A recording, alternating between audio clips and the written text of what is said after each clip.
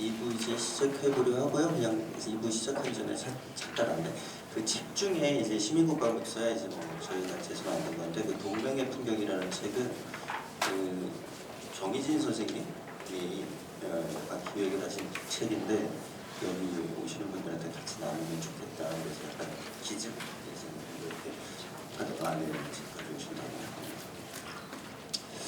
네.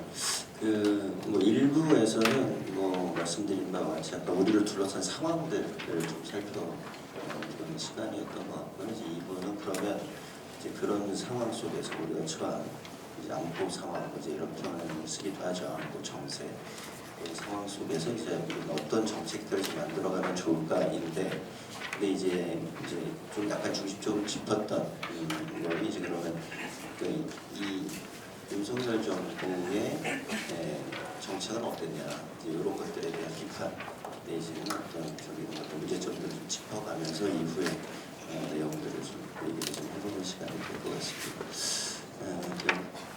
그러셨고요, 선생님들. 문영열 선생님, 그러니까 전체적으로 백서의 내용을 좀 보시면 아시겠지만 약간 이후의 방향성과 관련한 총론격의 내용들을 이제 문영열 선생님이 좀 집필해 주셨고요. 그 다음에 이제 어떻게 보면 강론이죠. 강론으로서 이제 윤석열 정부의 대북 정책, 그 다음에 국방 정책의 번역체를 기자님이 좀 집필해 주셨고, 그 다음에 또 우리나라 구성에서 동맹 문제도 빼고 얘기할 수 없잖아요. 그래서 동맹 문제와 관련해서는 조금씩 대표님이 좀 집필을 해주셨습니다. 그래서 일단 좀 발표 내용을 15분 내외 정도로 해서 좀 듣고 그다음에 좀 얘기를 나눠보는 시간 가져보도록 하겠습니다. 네, 안녕하십니까, 문정열입니다. 국방백서를 만들 때 아마 쭉 한번 훑어보시면은 대략의 그 체제를 아실 텐데요. 제가 담당한 부분이 국가안보 전략, 국방 전략의 수립 원칙이라고 할까요? 일반적인 얘기였는데요.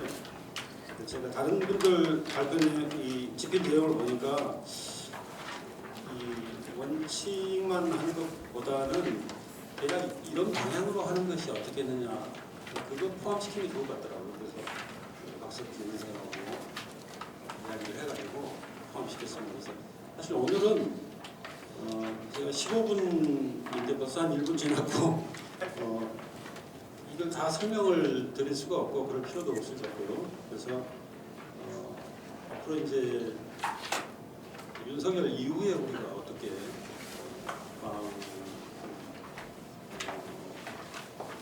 이루어 나갈 것인가, 그 방향을 한번 제시하는 식으로 그렇게 발표를 하겠습니다. 제가 저기 보이지는 않군요. 그래서 앞부분은 전략 수립의 원칙 부분은 이거는 뻔한 얘기입니다. 그래서 그냥 넘어가고요. 국가안보 뿐만 아니라 일반적으로 전략이라는 것을 어떻게 세우고, 다음 페이지에서는 안보 분야에서 전략은 어떻게 수립하는가, 그리고 더 내려가가지고 안보라고 하는 것이 국방뿐만 아니라 다른 것도 많이 있는데 국방이 가장 핵심이라고 할 수가 있죠. 국방 전략 이런 것이 있었고, 그리고 그 다음에는 이제 윤석열 정부의 국가안보 전략과 국방 전략, 이건 제가 윤석열 정부가 처음에 펴낸 국가안보 전략서라고 하는 게 있습니다. 이번에 공개된 것인데요. 거기 내용이 뭐 크게 없습니다. 우리가 다 아는 내용이고, 그다음에 국방 전략은 국방 백서가 2022년에 나왔어요.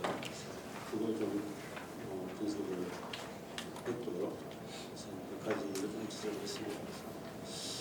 여러 가지 문제점들을 지적을 했고, 그러면은 이제 정말로 앞으로 우리가 국가안보 전략과 국방 전략 어떤 방향으로 해야 될 것인가, 이게 문제인데, 일단은 이제 기본적으로 지금 현재 방식으로는 안 되겠다라고 하는 인식, 여기서부터 출발을 해야 되지 않을까 그래서 제가 나중에 좀 선본거하고 저기 처음에 여기 제출한 거하고 페이지 수가 차이가 있긴 한데요.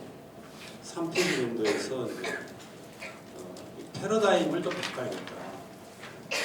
지금까지 패러다임은 도대체 몇 년 묵은 것이냐, 어떻게 보면 80년 묵은이라고 볼 수가 있어요. 패러다임을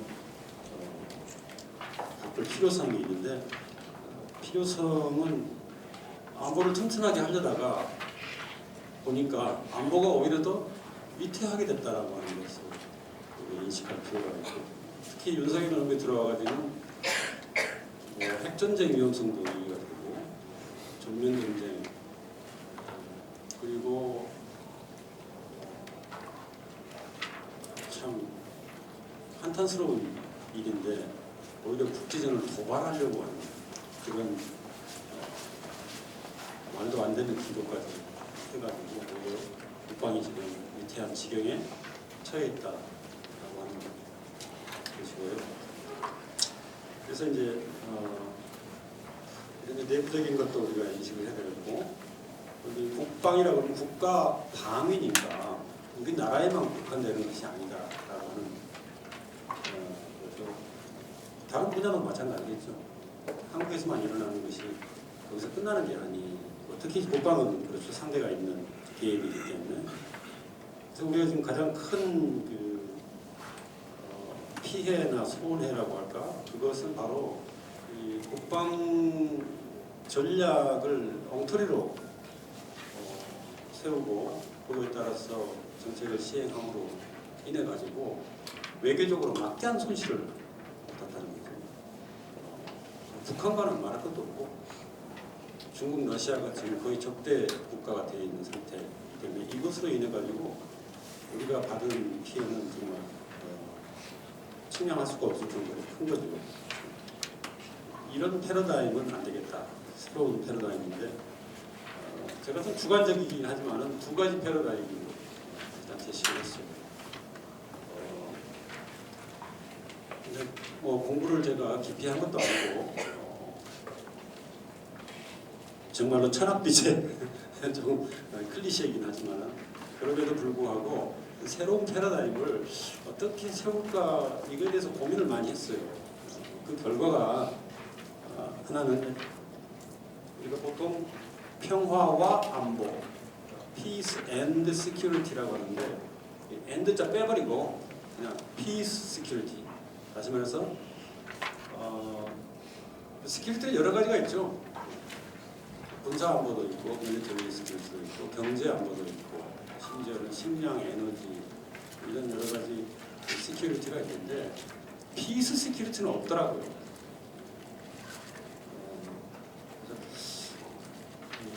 무엇을 지킬 것인가, 무엇을 안전하게 보존해가지고 국가를 역시 안전하게 보존할 것인가.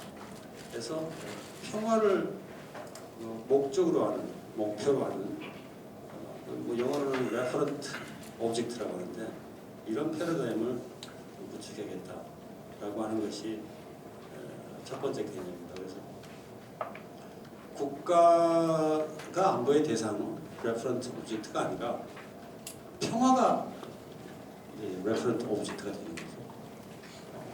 국가는 어디가 없냐? 국가는 자동적으로 된다는 거죠. 만약에 평화를 안전하게 유지한다면 그런 개념입니다. 어찌 보면은 그다지 새로운 것은 아니에요. 국가 안보에 있어서도 가장 중요한 목적이 평화를 유지하는 것입니다. 그러나 평화를 유지하려다 보니까 소위 힘에 의한 평화, 윤석열 정부에서 외쳤던 그래서 평화를 유지하려다가 보니까 국방 튼튼해야 되고 국방을 튼튼하게 하려면 무기를 많이 사야 되고 군사 훈련도 많이 해요. 그 다음에 상대가 꼼짝 못하도록 굉장히 공격적인 그런 계획도 수립해가지고 여차직하면 시행해요. 이런 인식으로 이 안보가 추진이 되어 왔는데 이거 평화로 좀 바꾸자. 그럴 경우에 국가 안보는 오히려 더 튼튼해질 수 있다라고 하는 거죠. 그래서 이것의 그 평화 안보의 목표라고 할 수 있는 것이 일단 평화를 유지해야겠죠. 이게 유지가 안 됐을 경우에는 단시간 내에 회복하고 또 새로 만들고, 그래서 이것을 법적으로 제도적으로 정착시키고 하는 것을 목표로 하는 것입니다. 그래가지고 평화가 구조화된다라고 표현할 수가 있는데, 이건 평화학에서 말하는 소위 소극적 평화와 적극적 평화, 이것을 다 아우르는 그런 개념이라고 할 수 있고, 이 평화를 달성할 때에 반드시 평화적 수단을 1차적으로 고려해가지고 노력해야 합니다. 그러다 보니까 이게 외교하고 연결되는데, 외교에서 가장 중요한 것 중에 하나가 전쟁 예방이죠. 예방 외교라고 하는 것은 잘 정립된 개념으로서 기타 다른 안보 개념의 확대도 평화 안보가 기초를 제공할 수 있다라고 하는 것입니다. 그 다음 페이지에는, 자 그럼 이 평화 안보 참 좋은 개념 같은데, 국방하고 군사 분야는 이 개념 하에서 어떻게 구축해 나갈 것이냐 하는 것입니다. 이제 국방이 가장 중요한 역할이 뭐겠습니까? 그리고 군사력을 건설하는 거죠. 국방비를 가지고 군인들도 많이 충원을 하고 잘 먹이고 잘 훈련시켜가지고 군대를 유지하는 거죠. 군사력이라고 하는데, 이 군사력의 규모, 이게 현실적으로 되게 중요한 문제입니다. 문재인 정부 때 63만 명의 한국군의 병력 규모를 50만 명으로 줄였어요. 굉장한 성과라고 봅니다.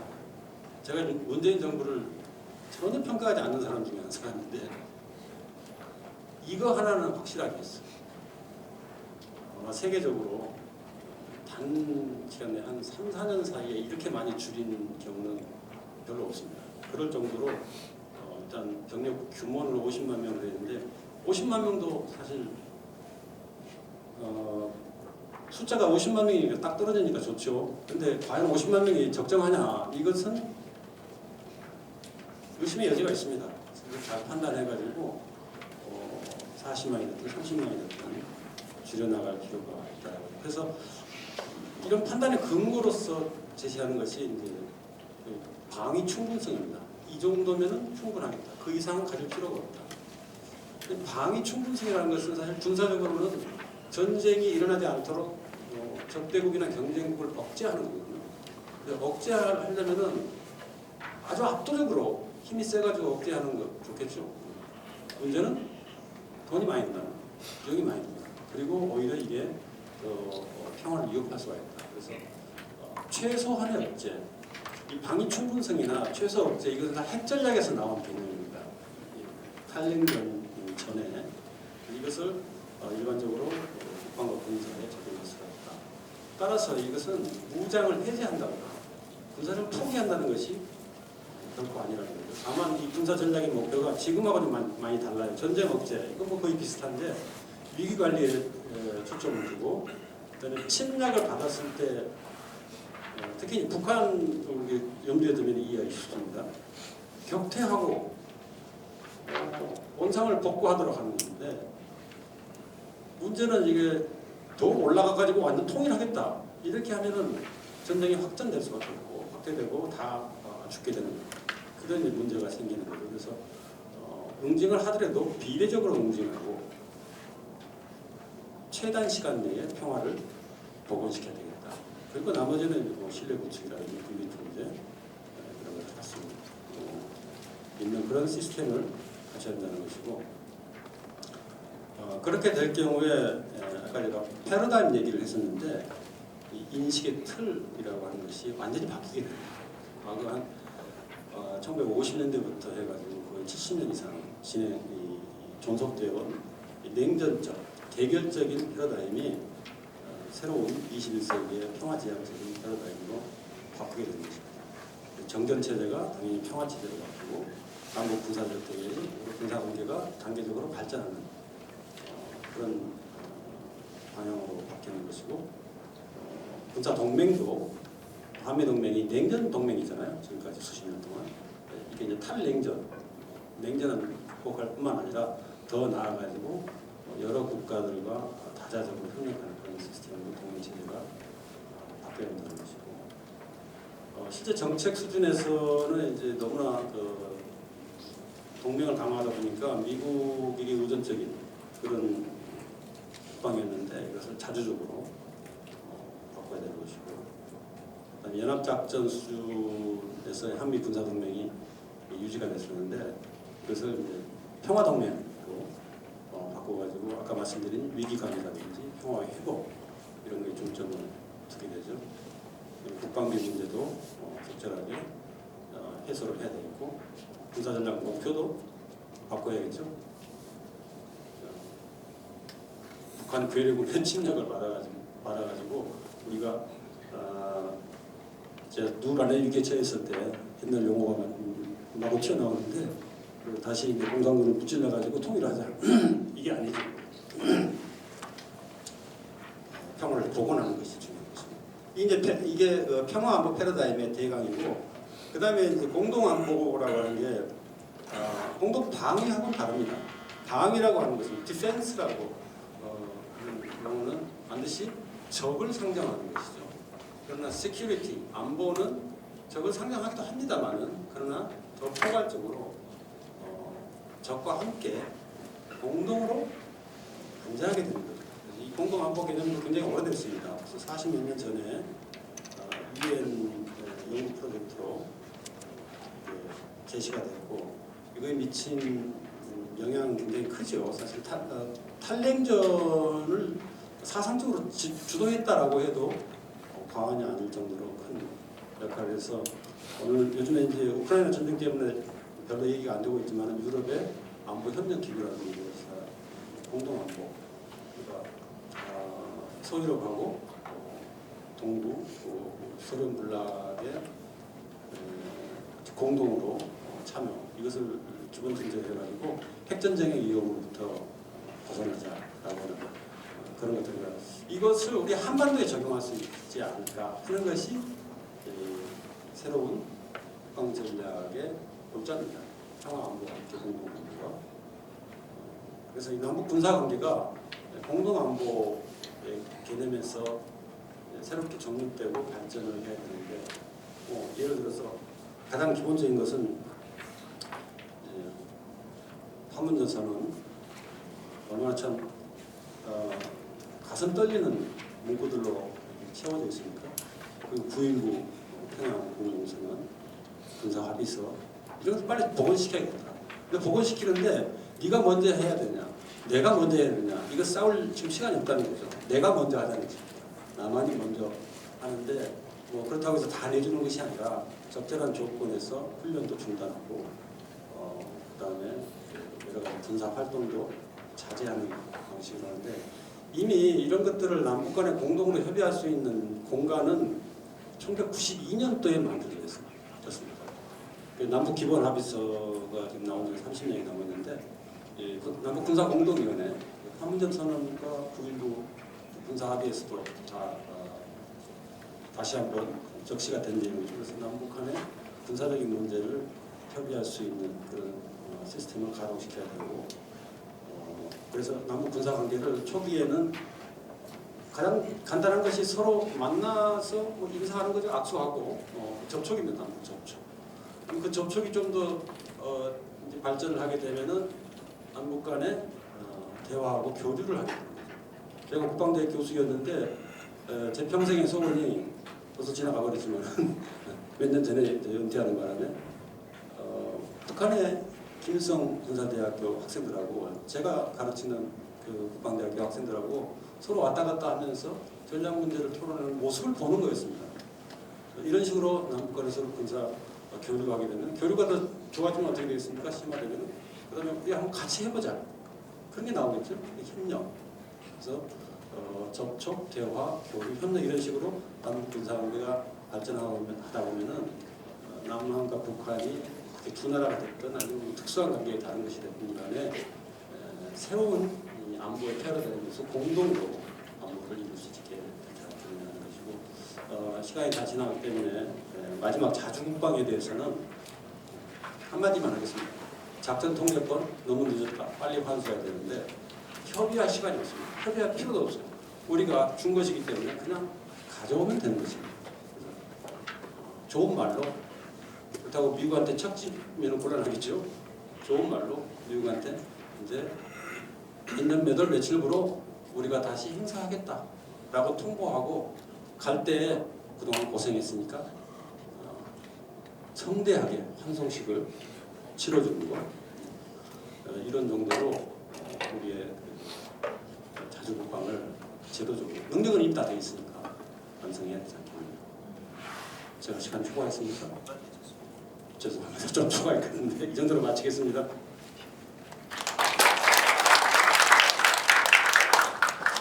네, 말씀 잘 들었고요. 어쨌든 방향에 대한 얘기예요. 그러니까 지금 상황에서 약간 이게 가능할까? 저도 읽으면서 그런 생각이 들었습니다. 하지만 방향으로 우리가 가고자 하는 길이니까 길에 대한 이정표들을 지금 만들어보는 과정을 지금부터 좀 해보자. 해보는 게 좋겠다. 그런 측면에서 교수님께서 이런 방향의 길, 우리가 가야 할 길에 대한 얘기를 좀 해주신 것 같고요.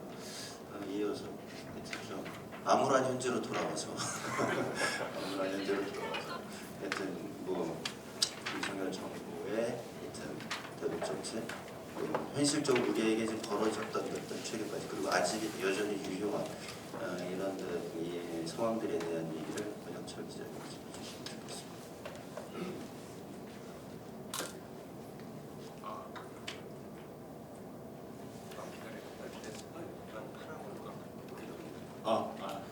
예, 지금 방금 소개받은 권영철입니다.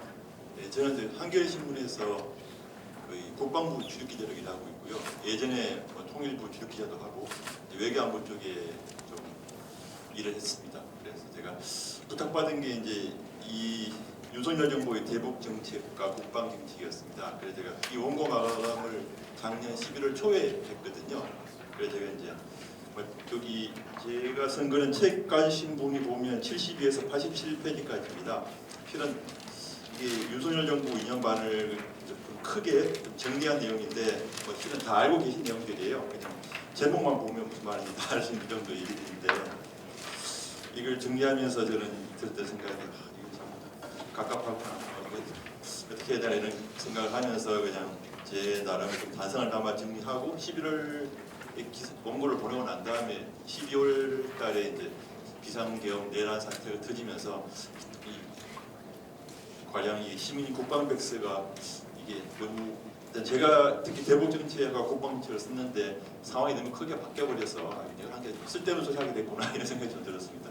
이게 실제 이제 이게 아마 시민 국방백서 이게 이 책의 틀이 이제 지금 현재 국방부에서는 국방백서 틀을 그대로 가져왔었기 때문에 이렇게 됐을 텐데 아마 지금 단계에서 기획을 하자면 뭐 전쟁 방지나 쿠데타 방지 그러니까 주로 이제 민군 관계겠죠. 군과 민간 영역과 민군 관계 그걸 어떻게 설정할 것인가에 대한 얘기가 상당히 중요하게 다뤄져야 됐는데 그 당시에는 저희가 그런 상황 자체를 내다볼 수 없었기 때문에 그런 얘기들이 얘기를 못하게 됐습니다. 그래서 좀 내가 좀 공허한 얘기를 했구나 이런 후회를 좀 들게 됐고요. 그렇습니다. 근데 저는 이제 오전에 아니고 오후부터 왔는데 여기 딱 보니까 이게 좀 두 가지 점이 눈에 띄는데 제가 이런 형식 이런 내용의 토론은 그래도 좀 자주 가보는 편인데 오늘 오신 분들이 상당히 좀 젊으신 분들이 많네요. 왜냐면 이런 토론에 가보면 보통 나이 많으신 저처럼 머리가 없거나 머리 허연 분들이 많이 만나겠지만 40대 이하가 많이 계신 것 같아서 20, 30대도 계신 것 같고 상당히 그래도 젊은 분들이 많이 와 계시다. 그리고 또 이 점심시간 이후에 행사가 보면 보통 다 빠져나가고 몇 명 남아있는 경우가 별로 없는데 그래도 이게 다 점심까지 드시고 앉아계신 거 보니까 상당히 대단하시다는 생각이 듭니다. 또 이게 회의장 배치도 보니까 이게 좌우로 넓게 퍼져 있어가지고 제가 고개를 계속 윤석열 좀 왔다 갔다 해야 될 것 같은데 참 그런 생각이 들기도 하고 그렇습니다. 그래서 제가 대북 정책, 국방책 요거는 제가 막 간략하게 제가 쓴 얘기를 한번 얘기를 하고요. 또 제가 아까 처음에 말씀드렸던 어떤 민군 관계 얘기도 좀 짧게 덧붙이도록 하겠습니다. 윤석열 정부의 대북 정책. 저는 그때 윤석열 대통령이 이제 22년 5월 그 취임 5월 10일 날 이제 취임식을 할 때 취임사를 보면서 좀 황당했거든요. 아니 무슨 자유 타령을 이렇게 길게 하나? 무슨 취임사를 맥락도 없고 뜬금도 아니 대체 무슨 자유를 이렇게? 그래서 저는 되게 참 이상한 취임사를 하는구나 생각이 좀 들었었는데, 근데 실은 이제 이 윤석열 정부 2년 지금 6개월 이제 이 정책이 저는 그냥 자유가 좀 그냥 해보는 소리겠구나 싶었는데, 나중에 보니까 이 자유라는 게 꽤 일관되게 이 정부의 이 정책 키워드로 관통을 하고 있더라고요. 특히 이제 이 대북 정책 같은 경우에도 보면 이제 윤석열 정부가 최근에 정리한 게 이제 자유의 북진이거든요. 자유민주주의를 북까지 확장시키겠다. 그것도 계속 얘기한 게 자유예요, 자유. 특히 이제 대북 전단 이제 탈북자 단체들이 보내는 것도 표현의 자유 때문에 막을 수 없다. 이것도 자유를 위해서도 대북 전단을 그냥 방치하고, 그게 이제 북한이 또 쓰레기 풍선 보내면 남북이 이렇게 굉장히 분류되는 상황까지 갔었고요. 대북 정책 같은 것도 이제 자유의 북진을 하다 보니까 이제 우리는 자유민주주의가 꼽힌 좋은 나라고, 북한은 이제 암흑과 동토에만 보니까 저기다가 자유로 한다고 북쪽으로 밀어 올려야 된다고 되는 거니까. 그럼 결국 이게 이제 북한 입장에서 보면 자기들을 흡수, 붕괴시켰다는 생각을 쓸 수밖에 없는 거죠. 나머지 전략에서 보면 또 이제 한미 관계, 한일 관계, 한미일 관계 같은 것도 자유연대 이런 개념을 갖고 자유민주주의 가치 동맹. 결국 생각보다 윤석열 정부가 일관되구나 하는 생각을 갖게 됐습니다. 자유라는 걸 가지고 대북 정책에도 이렇게 자유를 가져와서 이렇게 얘기를 하는 걸 보면서 이제 여기 이제 윤석열 정부가 처음에 초기에 얘기했던 게 이제 기존의 문재인 정부 대북책을 이제 상대방의 승리에 기댄 가짜 평화라고 얘기를 했거든요. 대북 굴종이다. 상대한테 이제 납작 엎드려가지고 평화를 구걸했다 이렇게 평가했고, 이런 상황 자체가 비정상이니까 정상화시켜야 된다고 얘기한 게 이제 윤석열 정부의 남북관계 정상화입니다. 그래서 이제 근데 현실에서는 이게 남북관계 정상화가 단절과 적대 심화가 나타났죠. 왜냐하면 윤석열 정부는 이제 윤석열 대통령 자체가 검사 출신이다 보니까 북한을 사실상 범죄자 취급하는 거죠. 저게 이제 어떤 동등한 대화의 상대를 협상의 파트너라기보다는 못된 짓만 하고 좀 인권도 탄압하는 범죄자니까 범죄자하고 대화할 수 없다는 게 윤석열 정부의 기본 방침 같고요. 그건 이제 국내 정치에서도 거의 여러 가지 피해 혐의를 받고 있는 이재명 대표하고는 대화 안 하고, 내가 검사인데 범죄자하고 대화할 일이 있겠습니까? 범죄자 대화 안 하는 거죠. 또 남북관계도 비슷한 박상인 같아요. 저는 범죄 집단이 김정은하고 내가 왜 대화를 하냐? 쟤는 이제 말해도 난 윤석열 대통령 검사 출신이니까 자기가 이 사람을 처벌하고 벌을 줘야 될 사람이지 이 사람과 대화할 수 없는 거죠. 그러니까 이제 북한과의 관계에서 대화 협상보다는 이제 무시, 적대, 그리고 자유의 북진이라는 얘기를 갖고 결국 북한 체제를 바꾸겠다라는 통일 행태로 나갔던 것 같습니다. 그 현실에서는 이게 이제 적대 관계가 갈수록 심화되고 편가르기로 가는 것 같습니다. 결국 이제 이게 제가 처음에 말씀드린 것처럼 국제 관계에서도 한미일, 북중로 이렇게 편가르기 하듯이 국내 정치에서 마찬가지였는데, 이 한미 동맹은 아주 보편타당한 가치 동맹으로 놓고 남북 관계는 크게 신경 쓰지 않겠다라는 형태로 많이 갔던 것 같죠. 윤석열 정부의 큰 남북 관계 정책은 이제 취임 첫 해에 내놓았던 이제 담대한 구상, 그리고 지난해 8.15 때 내놓았던 8.15 통일 독트린 두 가지입니다. 이 두 가지를 가지고 설명할 수 있을 텐데요. 첫 해에 내놓았던 담대한 구상, 이제 이 담대한 구상 나왔을 때 많은 사람들이 이거는 이명박 때 비핵개방 3천 재판 아니냐라는 비판이 많이 들었습니다. 비핵개방 3천 기억하시는 분은 아시겠지만 이제 북한이 비핵화하면 이제 북한 국민소득 3,000%까지 해서 잘 먹고 잘 살게 해주겠다는 게 이명박 정부의 대북 정책이었거든요. 이제 담대한 구상도 역시 이제 북한이 핵과 경제 발전을 교환시킬 수 있다는 그런 모델에 기초했기 때문에 사실상 이명박 정부 때 재판이다라는 얘기를 들었는데, 그때 당시 이제 김태효 국가안보실 차장 얘기는 그렇지 않다. 우리는 이제 비핵개방 3천은 이제 비핵화가 되면 경제 지원을 해주겠다는 거였는데, 왜 담대하냐 그러면 우리는 이제 이 초기 단계부터 경제 지원을 같이 하겠다. 그러니까 이거는 이제 마지막 단계에서 교환하는 게 아니고 우리 처음부터 경제 지원을 할 수 있기 때문에 좀 우리 담대한 발상이었기 때문에 담대한 구상이다 하고 얘기를 했습니다. 말 그대로 과감한 제안이라는 얘기를 했던 거죠. 뭐 그렇지만 여기에 대해서 북한이 뭐 비핵개방 3전 MB 복사폰이라고 딱 잘라 거절하고 이체에 뭐 반응을 하니까 상대가 반응하지 않는데 뭐 얘기가 전혀 안 됐습니다.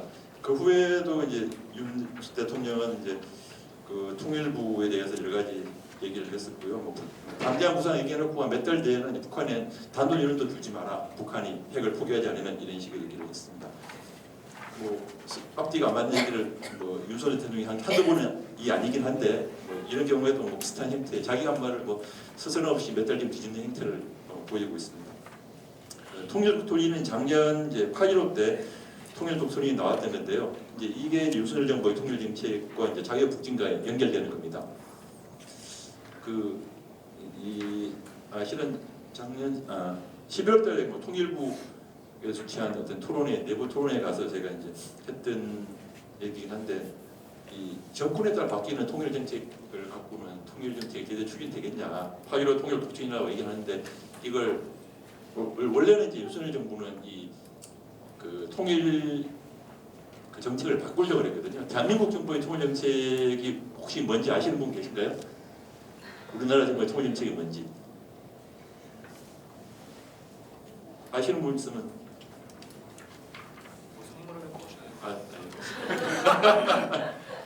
그러니까 왜 우리가 모르냐면 실은 제가 이제 그 80년대 중후반에 대학을 다녔는데 그때는 중고등학교 때 시험 볼 때 우리나라의 통일정책 시험 문제가 중고등학교 시험에 자주 나왔어요. 뭐 한국 정부 통일 우리 정부 문제 왜냐하면 그 박정희 대통령 또 전두환 대통령 때 통일정책이 자주 바뀌었으니까.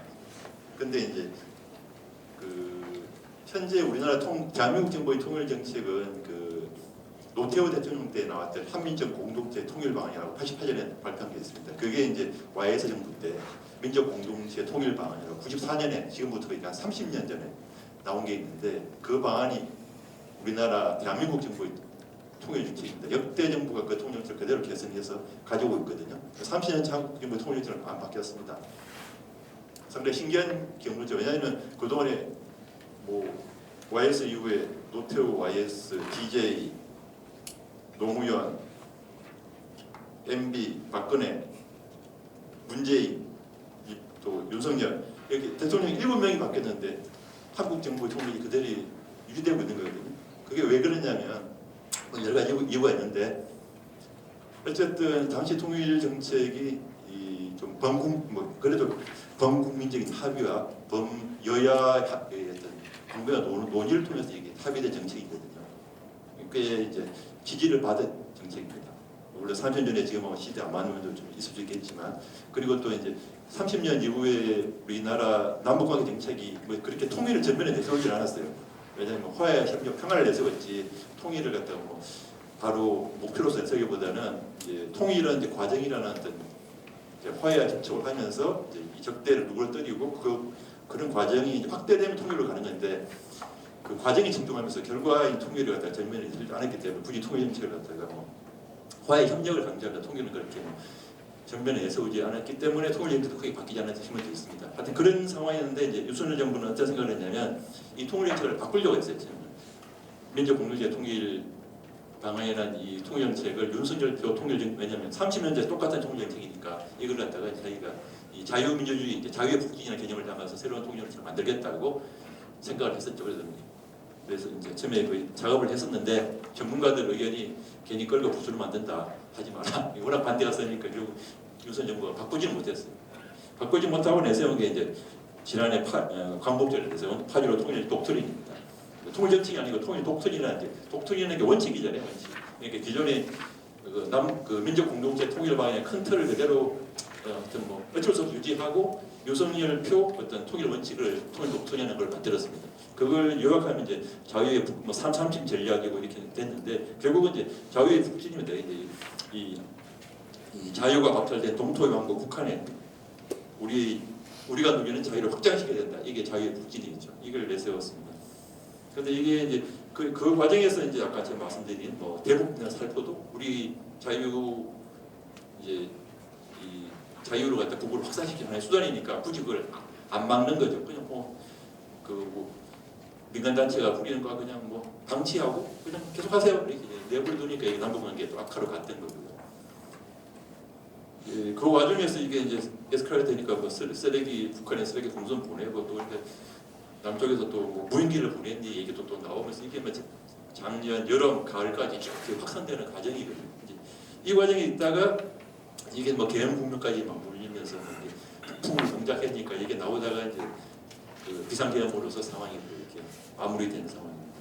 그러니까 결과적으로 윤석열 대통령 자유의 북진, 통일 대한민국 이걸 강조하면서 윤석열 정부가 하시는 국정에 취임하면서 내세운 게 대북 통일 정책 비전이 뭐냐면 비핵 평화 번영의 한반도입니다. 이게 이제 그 비전이라는 건 뭐 말 그대로 비전이잖아요. 아주 큰 틀에서 얘기 목표인데 비핵 평화 번영의 한반도를 위해서 이제 그 자유 북진도 하고 그다음에 허위로 독토인도 만들고 담대한 구상도 내놓았는데 현실에서는 대화의 단절과 적대의 심화로 이어졌고 결국 북한도 뭐 거기에 대해서 또 맞대응도 하면서 남북 관계가 상당히 어려워졌죠. 뭐 총체적으로 뭐 갈 길을 좀 잃고 헤매지 않는다는 생각이 듭니다. 그리고 이제 윤석열 정부의 국방 정책도 간략하게 말씀드리면 윤석열 정부는 다 아시는 것처럼 이제 힘에 의한 평화를 강조했습니다. 근데 이제 물론 이제 평화는 힘이 받침이 돼야지 가능한 거죠. 힘 없이 평화는 잘 안 되니까. 또 힘에 의한 평화 이거 보면 어떻게 보면 역대 집권자들이 단골했던 레파토리입니다. 김정은 워딩도 보면 김정은도 힘에 의한 평화를 꽤 강조하고 있고요. 예전에 문재인 대통령도 각종 행사에서 힘에 의한 평화를 여러 번 얘기한 적이 있습니다. 그리고 트럼프도 힘에 의한 평화 얘기하고 있고요. 윤석열만 힘에 의한 평화를 얘기한 건 아닌데 윤석열 정부의 국방정책 가장 큰 문제는 제가 보기에는 이제 이게 힘에 의한 평화는 뭐 그다지 뭐 나쁘다고만 볼 수 없는 얘기인데 문제는 이제 힘에만 의한 평화를 추구하기 때문에 문제가 더 커졌다고 봅니다. 왜냐하면 이 평화를 유지하기 위해서 특히 남북 관계 같은 경우는 뭐 외교 또 국방, 뭐 통일 다양한 정책 수단들이 결합이 되고 국가와 전략이 그 상위로 작동하면서 가야 되는데 윤석열 정부는 뭐 북한을 사실상 무시 적대 소멸의 대상으로 보기 때문에 뭐 이 사람들을 결국 힘으로 굴복시키는 것이 평화다 이렇게 보는 거죠. 그러면서 뭐 큰 전략은 없었던 것 같아요. 그냥 뭐 즉 이 역대 이제 윤석열 정부 들어와서 국방 장관들은 뭐 적강끝이랑 구호인데 이건 뭐 적시 강력히 끝까지 북한이 도발하면 응징하겠다라는 구호를 했습니다. 마치 이제 구호가 전략이 된 거죠. 그래서 이제 한번 이제 김용현 장관 때 끝까지 간다는데 대체 끝까지 어디까지 가시려고 그러냐 물어본 적이 있어요. 끝까지 간다는데 갈 때까지 가보겠다는 거냐니까. 그러니까 김용현 장관 당시 얘기는 북한 정권의 붕괴까지 우리는 뭐 추진할 수 있다는 게 이제 끝까지 이 개념이라고 하더라고요. 그래서 근데 북한 정권의 붕괴는 결국 전쟁 상황일 텐데 한국군이 뭐 실은 우리가 전시작전 통제권이 없잖아요. 지금 현재 대북권 4인 상황인데 대북권 3만 되면 한국군 작전권이 연합사령관으로 넘어가는 게 사실상 미국에 넘어가거든요. 그러니까 한반도 위기만 우리가 얘기하는 준정시 수준의 한반도 위기가 고조되면 대북권 3가 될 텐데 한국이 전쟁을 주도할 능력과 자격 권한이 없는데 어떻게 끝까지 갈 수 있겠냐는 생각이 좀 들어서 제가 당시 이제 국방부 사람들한테 했더니 끝까지 가려면 이 한국군 전시 작전목부도 좀 판수한 다음에 구호를 외치셔야지 끝까지 갈 권한도 능력도 없는데 어떻게 끝까지 간다고 그러시냐 이게 대국민 사기 아니냐 뭐 얘기를 한 적이 있었는데 근데 하여튼 또 이 재밌는 건 윤석열 정부는 이렇게 구호를 자꾸 외치면서 이 전시작전권 환수에 대해서는 뭐 이런 방법 말이 없습니다. 아무 어떤 정책 과제에도 전시작전권에 대한 얘기는 거의 등장하지 않아요. 그러니까 실제 말하고 뭐 이거 할 수 있는 능력이나 불안을 갖춘다는 또 무관심한 거죠. 그러니까 앞뒤가 맞는 게 윤석열 정부의 특징 중에 하나인데 상당히 많습니다. 특히 이제 그게 이제 9.19 남북 군사합의 파기도 마찬가지입니다. 9.19 남북 군사합의는 작년 11월에 이제 공중정찰 부분을 파기시켰고 올 6월달에 전면 효력 중지시켰는데 작년 11월에 이제 9.19 합의 군사합의 비행금지구역 설정한 거를 이제 무효시켰거든요. 1차적으로. 그런데 이게 당시는 이제 북한이 그 군사 정찰 위성 발사한 걸 가지고 무효를 시켰어요. 근데 이게 앞뒤가 또 안 맞는 게 9.19 남북 군사합의는 재래식 무력에 대한 군비 통제 방안이거든요. 그런데 이제 우리가 이제 남북 이제 북한 군사 정찰 예선에 문제 삼는 건 뭐냐면 이게 사실상 ICBM 기술이라고 보기 때문에 이제 한국이 문제 삼는 건데 ICBM 기술을 우리가 규제하는 틀은 뭐냐면 그 유엔 안보리 그 제재 방안들이거든요. 그러니까 유엔 안보리가 이제 ICBM 전략무기 ICBM을 규제하는 유엔 안보리 규정을 갖고 우리가 이제 북한 군사 정찰 예선을 문제 삼는데 남북 재래식 무력의 통제 방안인 굴구하기는 이게 악유가 안 맞는 식의 접근이거든요. 왜냐하면 서로 다 이 규제 규율 상대가 다른 걸 가지고 다 상대방 행동을 했다고 이걸 갖다가 없애버리는 거는 이게 논리적으로 뭐 이게 맞는 얘기인가? 아니 상대가 어떤 잘못을 하면 그게 맞는 식의 대응방을 내놔야 되는데 논리적으로 안 맞는 대응을 한다는 생각이 저는 들었습니다. 그리고 또 이게 올 6월달에 남북 군사 합의로 완전 전면 효력 정리시켰는데 그때도 북한 쓰레기 풍선을 갖고 문제를 삼았거든요. 근데 쓰레기 풍선 이건 이제 어쨌든 북한 이게 남북 군사 합의하고 쓰레기 풍선이 어떤 관계가 있는지 잘 모르겠어요. 그러면서 이제 뭐 사실상 대북 확성기 방송을 하려는 왜냐하면 남북 군사 합의 상황에서 남북 상호간의 배경을 못하게 됐으니까 확성기 방송을 하려면 남북 군사 합의 정지시켜야 되거든요. 또 논리적으로 보면, 또 법리적으로 보면 그걸 위해서 이게 이 대북 전단, 쓰레기 풍선 대립 이런 식으로 가는 뭔가 좀 앞뒤가 안 맞는 대응을 하고 있다는 생각이 계속 듭니다. 이 남북 갈등이 결국 이런 식으로 이제 상승작용을 빚고 있고요. 논리적이도 하고 현실적이지 않는 대응을 좀 되풀이하면서 갈등만 이렇게 상승되는 그런 상황인 것 같습니다. 삼축 체계에 대한 얘기도 있는데 실은 삼축 체계는 이건 윤석열 정부 때 시작한 건 아니고 실은 한국 정부가 이런 능력은 뭐 문재인 정부 때도 마찬가지입니다. 문재인 정부도 상당한 국방비를 다 쏟아부었고요. 능력을 갖추고 있는 겁니다. 삼축 체계의 문제는 제가 시민 국방부서에 적어놨는데 한번 읽어봐 주시면 좋을 것 같고요. 뭐 전략사령부 얘기도 있었는데 전략사령부가 이게 윤석열 정부가 꽤 비중 있게 추진했던 얘기고 작년 10월달에 전략사령부가 이제 창설됐습니다. 전략사령부에 대해서 이런저런 얘기할 대목이 많은데 이것도 윤석열 정부의 뭐 특징처럼 이건 육해공무원에 상당히 이견이 있고 군내부의 설득과정 그리고 특히 또 외부와의 또 소통, 즉 국민공화국 형성들이 상당히 전제될 얘기인데 이것도 윤석열 정부가 필요하다는 얘기만 하면서 일방통행식으로 작년 10월달에 강행을 했죠. 여기도 뭐 이래저래 따져봐야 될 대목이 많이 있는데 이 소통하지 않고 또 치밀하게 준비하지 않고 자기 하고 싶은 것만 하는 윤석열 정부의 어떤 그 방식이 전략사령부 창설과정에도 고스란히 좀 되풀이되고 있는 것 같습니다. 네, 이상입니다.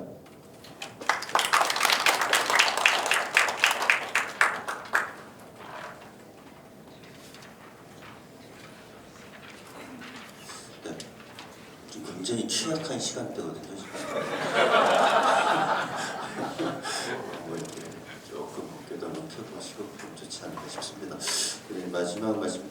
이제 한국 정부의 어떤 뭐 내용들을 봤지만 사실 우리나라는 군사력을 우리 자체적으로 운영하는 나라가 아니죠. 아시다시피 동맹 어떻게 보면 그게 더 중심이기도 하고 어떨 때는 뭐 이제 이런 거기 때문에 동맹 관련된 얘기를 짧고 굵게 재밌게 해주실 수 있으시죠? 좀 휴대폰 이렇게 부탁드려보겠습니다. 짧고 굵기는 가능한데 마지막은 가능하지 않겠습니다. 아무튼 그 소개받은 정홍식입니다. 참 대단하죠. 예, 저 사실 작년 초에 시민 국방백서를 낼 계획이다는 말씀을 듣고 이게 될까? 뭐 이런 좀 걱정이 좀 있었습니다. 근데 될 거야. 그러면서 이제 우리 박석진 선생님하고 신지국 활동가가 저희 사무실에 오셔가지고 같이 술도 마시고 노래방까지 접대를 받으면서 이게 되겠구나 이런 생각을 그때 가졌었는데 아주 훌륭하게 백서를 내주셔서 평화 활동가의 한 명으로서 존경과 또 축하의 말씀을 좀 드리고 싶습니다. 이게 한 번으로 끝나서는 안 되겠죠? 한 번 계속 내보내고 하시고 그래서 계속 내겠다 해서 돈이 어디서 계속 낼 수 있냐 뭐 이렇게 말씀드렸는데 뭐 돈 걱정하지 말라 이렇게 얘기를 하시더라고요. 근데 걱정이 됩니다. 저는 뭐 같은 동종업계에 있는 사람으로서 걱정이 되는데 보니까 또 열군에서 또 소심하게 저기 앞에 접수 데스크에 소심하게 모금망 아주 작게 아주 좀 모금망보다 좀 크게 놓고 이렇게 되는데 몰라몰라 이렇게 나눴고 또 옆에 또 회원가입소도 있고 하니까 이런 훌륭한 또 활동이 지속되려면 또 여기 계신 분들의 또 많은 후원과 또 회원가입이 필요하지 않을까 그런 생각이 드는데 잘 됐죠? 네, 고맙습니다. 제가 맡은 주제가 한미동맹 관련 이슈인데 그게 세 가지입니다. 하나는 유사시 무력통일론을 어떻게 볼 것인가. 두 번째는 이제 윤 정부에 이르렀던 한미동맹의 변화, 또 한미일 군사협력 이 세 가지인데요. 이미 이렇게 알려진 내용들이어서 제가 원고의 내용을 소개드리는 것은 정말 재미없는 발제가 될 것 같고요. 몇 가지 중요한 포인트, 제가 잠깐 중요한 포인트 몇 가지만 말씀을 드리도록 하겠습니다. 먼저 그 유사시 아까 문학열 교수님도 잠깐 말씀하셨습니다만 저는 이 문제를 좀 우리가 좀 진지하게 한번 토론해봐야 할 문제다라고 생각합니다. 이건 사실 윤 정부 때만의 문제는 아니고 이게 유사시 무력통일론이 한미연합사의 작전계획과 연합훈련에 본격적으로 포함된 건 1990년대 중후반부터입니다. 특히 그 DJ 김대중 대통령의 취임사를 통해서 대북정책의 3대 원칙, 그죠? 예, 무력 도발 불용, 흡수통일 배제, 화해협력 추구 이런 어떤 발표를 한 적이 있었는데 그해 연말에 한미연합사의 작전 계획이 바뀌면서 유사시 무력통일론이 좀 강하게 투영된 이런 역설적인 상황도 있었고, 그래서 이거는 정권의 변화와 관계없이 계속 강화되는 추세로 있었습니다. 전 정부였던 문재인 정부 때도 연합훈련에 1단계, 2단계로 나눠서 2단계에 안정화 작전, 수복 지역, 미수복 지역에 대한 안정화 작전 이런 내용들이 포함되어 있었고, 또 그 미래 입체기동 작전이라는 이름하에 유사시 속전속결로 평양을 점령해서 전쟁을 끝내겠다라는 이런 계획들이 이제 문재인 정부 때 상당히 구체화되고 그에 필요한 전력 계획 이런 것들이 상당히 많이 반영되었었기 때문에 이거는 정권을 초월한 문제이다라는 게 진짜 중요한 포인트고요. 또 하나는 이게 정말 이게 한국이 여러 가지 대내외적인 다중적이고 복합적인 위기에 처해 있다고 한다면 뭔가 변화가 필요하지 않겠습니까? 변화가 필요할 텐데 그러면 어떤 변화를 우리가 좀 공론화를 해볼 수 있을 것인가? 저는 그 중에 하나가 바로 유사시 무력통일론을 배제하는 것이다 라고 생각됩니다. 왜냐하면 이것도 짧게 말씀드리면 그겁니다. 그러니까 이게 가만히 생각해 보십시오. 이게 가능한 발상이냐? 그리고 만약에 그런 일이 있어서는 안 되겠지만 실제로 그런 일을 추진했을 때 어떤 일이 벌어질 것인가 라는 부분, 이런 부분도 있지만 제가 주목하는 이유는 이게 단순히 유사시에 대비한 계획에 국한되는 것이 아니고 유사시의 그런 계획을 위해서 평시에도 어마어마한 국가적 자원이 여기에 들어가고 있어요. 어마어마한 국가적 자원이 여기에 투입되고 있습니다. 여전히 이제 징병제를 유지하고 있는 대규모 대군주의에 기반한 징병제를 유지하고 있는 올해 지금 국방비에 60조 원을 도파하고 있죠. 세부적인 내용은 따져봐야겠습니다만 국방비의 상당한 부분이 이에 필요한 어떤 무기와 장비와 부대와 훈련 이런 어떤 부분들에 투입되는 것들이 상당히 많이 있거든요. 그리고 연합훈련도 한미연합훈련이 압도적인 세계 최대 규모라고 얘기하잖아요. 압도적입니다. 나토 연합훈련의 몇 배에 달할 정도로 압도적인 부분들인데 이게 단순히 이제 1단계에 끝나는 것이 아니고 2단계 반격과 점령이라고 하는 게 2단계 훈련이 들어있기 때문에 이 훈련의 규모가 훨씬 더 큰 거거든요. 그리고 이것 때문에 전적군 환수 쉽지 않은 거예요. 전적군 환수하려면 조건을 충족해야 된다는데 저쪽을 상대로 해서 이게 무력 점령을 완수할 수 있을 정도의 한국군의 능력을 구비한다? 이거는 북한인격의 불붙기. 그래서 제가 드리신 말씀은 이거는 그리고 이제 저쪽에서 또 이제 적대적 두국간을 들고 나온 중요한 이유 중에 하나가 민주를 표방하든 보수를 표방하든 흡수통일을 주장하고 매한가지다 이런 얘기를 했는데 그게 전혀 근거 없는 주장은 아니라는 부분인 겁니다. 그래서 우리가 처한 대내외적인 복합적인 다중 위기를 좀 완화하는 데 있어서 이 유사시 무력통일을 배제하면 어떤 논의들이 가능할 것인지. 예를 들면 여기 젊은 분들이 많이 계신데 그러면 제가 보기엔 징병제를 고수할 이유가 별로 없어요. 징병제를. 적정 병력 수가 사실 유사시 무력통일을 유지하는 적정 병력 수가 50만 정도 턱없이 부족한 거죠. 100마일도 안 되는 얘기인데 이는 거꾸로 그걸 내려놓음으로써 뭔가 병력 감축을 전제로 한 모병제의 전환이라든지 혹은 뭐 이제 요즘 이제 단순히 국방 서비스뿐만 아니라 사회 공공 서비스를 위한 뭐 일종의 뭐 사회 공역제라든지 국가 공역제라든지 이런 어떤 좀 징병제를 대체할 수 있는 대안적인 논의가 가능한 분들이 생기는 것이죠. 예. 그러면 여러 가지 질문들이 가능해질 수 있습니다. 예를 들면 여기 뭐 현장에서 여론조사 이렇게 보면 만약에 징병제를 폐지하면은 요즘 우리 사회 가장 심각한 문제로 거론되고 있는 젠더 갈등을 완화하는데 도움이 될 거다라고 생각하시면 되세요. 한 분도 안 계시는군요. 듣겠습니다. 몇 분 계시는데 아무튼 우리가 가보지 않은 길이기 때문에 모르는데 여러 가지 차원에서 생산적인 논의가 가능해질 수 있다라고 이제 좀 말씀을 좀 드리고 싶어서 좀 이 부분은 특히 좀 우리가 좀 관심을 가지고 공론화를 해볼 수 있는 영역이 아닌가라는 생각이 좀 들고요. 그리고 이제 한미 동맹 관련해서 가장 두드러진 윤 정부 때 이루어진 그 가장 두드러진 특징은 이른바 이제 핵 기반 동맹으로 한미 동맹이 강화됐다라는 거잖아요. 네. 그래서 뭐 NCG, 그러니까 핵 협의 그룹도 만들고 그걸 제도화하는 과정들이 좀 있었고, 그리고 이제 미국의 전략 자산, 네, 뭐 가시성과 빈도도 크게 좀 높였고, 뭐 이런 어떤 부분들이 이제 쭉 이루어져 왔어요. 예. 이걸 통해서 미국이 노린 건 이른바 이제 이중 억제입니다.